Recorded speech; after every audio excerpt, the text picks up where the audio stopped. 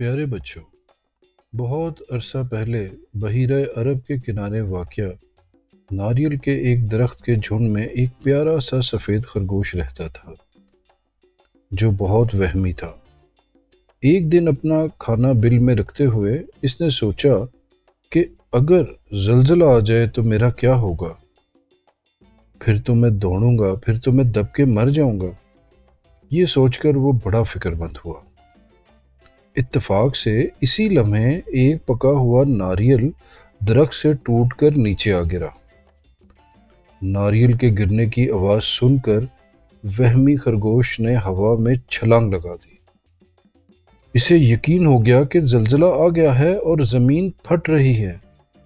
इसलिए बगैर पीछे देखे खरगोश भागता चला गया। रास्ते में से एक और खरगोश मिला जिसने इससे भागने की वजह पूछी। भाई, तुम इतनी तेजी से कहाँ भागे जा रहे हो? खैरियत तो है? मत पूछो, मत पूछो, बस यूं समझो गजब हो गया, इसने भागते हुए कहा। मगर हुआ क्या, कुछ तो पता चले। दूसरे खरगोश ने इसके पीछे भागते हुए पूछा। वहमी खरगोश ने हाँफते कांपते और भागते हुए बताया, जमीन फट रही है, अगर जान बचानी है तो भागो भागो। ये सुनकर दूसरा खरगोश भी खौफजदा हो गया और इसके पीछे भागने लगा। रास्ते में इनको कई खरगोश मिले जो इनकी बात सुनकर घबरा गए और उनके साथ हो लिए। भागते भागते हिरन, भैंस, लोमड़ी, गीदड़, बारहसिंगा, हाथी, गेंडा, बहुत से जानवर इनको मिले। जब इन्हें पता चला कि जमीन फट रही है तो वो बेचारे भी भाग खड़े हुए। इन जानवरों के भागने की आवाज़ सुनकर शेर अपनी कछार से बाहर निकल आया और इनको रोक कर पूछा, क्या मसला है, तुम सब कहाँ भागे जा रहे हो? जब इसे बताया गया कि ज़मीन फट रही है तो इसने सोचा कि इन सब को यकीनन गलत फहमी हुई है। किसी सख्त चीज़ के फटने की आवाज़ सुनकर ये सारे डर गए हैं। अगर मैंने इनका खौफ दूर ना किया तो फिर ये सारे तबाह बर्बाद हो जाएंगे। मुझे किसी भी कीमत पर इनकी जान बचानी चाहिए। ये सोचकर इसने पूछा, तुम में से किसने ज़मीन को फटते हुए देखा है? किसी ने कहा, हाथी को पता होगा। लेकिन हाथी ने जवाब दिया, मुझे इल्म नहीं, मुझे तो ज़ेबरे ने बताया है। ज़ेबरे ने इनकार कर दिया और कहा, मुझे तो सब कुछ बी लोमड़ी ने बताया है। बी लोमड़ी ने सुना तो सफाई पेश की, खुदा की कसम, मैंने धरती को फटते हुए नहीं देखा, मुझे तो घोड़े ने बताया है। घोड़े से पूछा तो वो बोला, मैं तो मज़े से सो रहा था, अचानक गीदड़ भाई ने मुझे जगाया और ये माजरा सुनाकर भाग खड़ा होने को कहा।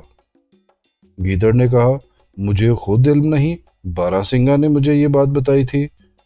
बारहसिंगा ने कहा, मुझे भैंस ने ये सब कुछ बताया था। भैंस, जो बड़ी परेशान खड़ी थी, बोली, मुझे हिरन ने बताया था कि ज़मीन फट रही है। हिरन बहुत डरा हुआ था, बोला, मुझे कुछ नहीं मालूम, खरगोश ने मुझे बताया था। शेर ने खरगोशों की तरफ देखा तो तमाम खरगोशों ने एक सफ़ेद खरगोश की तरफ इशारा करते हुए कहा, इसने हमें बताया था।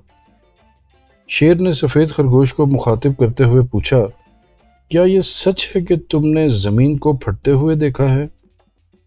खरगोश ने जवाब में कहा, ये हकीकत है।